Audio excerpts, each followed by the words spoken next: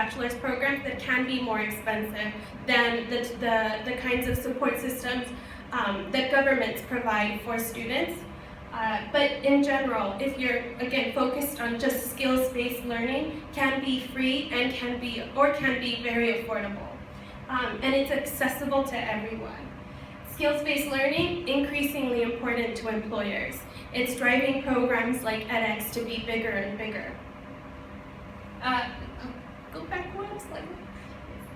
And women, what role do women play in online education?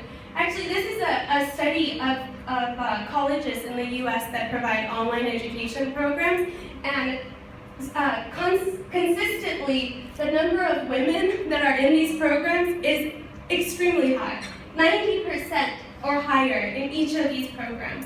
Why? Because while there is a lot of reasons, and there's a lot of talk, especially about at this conference, about how women should be sharing in the responsibilities at home, it's not totally true yet. So online education provides a flexible, affordable, accessible option where you can balance the work and life at home with developing yourself, developing your career. And so that's why we see women are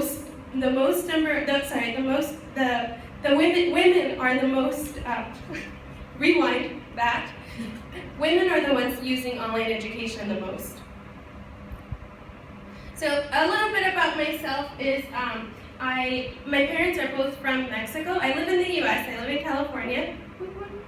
And my parents are from Mexico, so they're immigrants in our country. And media talks a lot about this. Immigrant life in the US, like in any other country, is very difficult. A lot of resources are limited. And so I grew up in a very low-income community, very low-income household.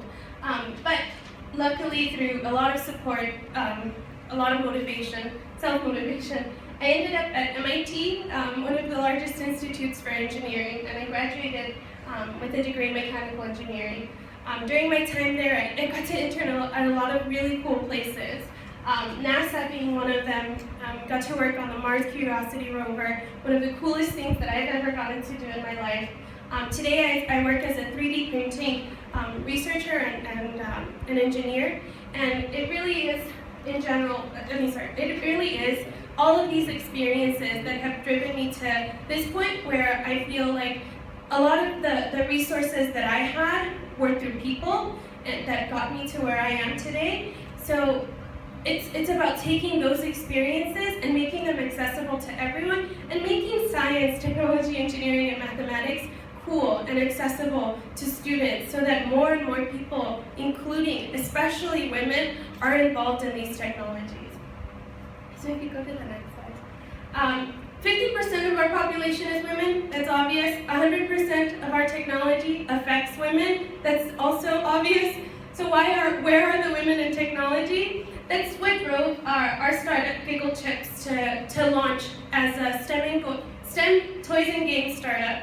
Our first product is a set of playing cards that, again, make coding, the coding language, a normal language for K through 5 students. So our coding cards are A through Z, and they for each letter there is a name or a word associated with coding. So our goal is to make coding, science, technology, engineering, mathematics a regular language from a very early age. If you go to the next slide. STEM, again, I mentioned science, technology, engineering, mathematics. It's all around us. It's really important. It's what drove online education. It's what a lot of online education is focused on, improving and making those skills broad. Go to the next slide. So our game, Giggle Chips, as you can see there, every letter has a different word associated with a science, technology, engineering, mathematics language. And it was started about 3 years ago as a joint of forces between 4 women, all 4 of us in different fields. I'm the engineer, and so I serve as our Chief Technology Officer. Our founder is she launched an innovation center at a large university in Southern California in the US called USC, University of Southern California. And she has she has a daughter and a son, 5-year-old and about 1-year-old at the time that